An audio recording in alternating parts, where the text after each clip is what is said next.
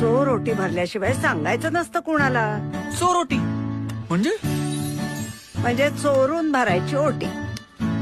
3ऱ्या महिन्यात भरतात ती. आणि कुणाला कळू नये ना म्हणून दिवे लागणीच्या नंतर भरतात ती.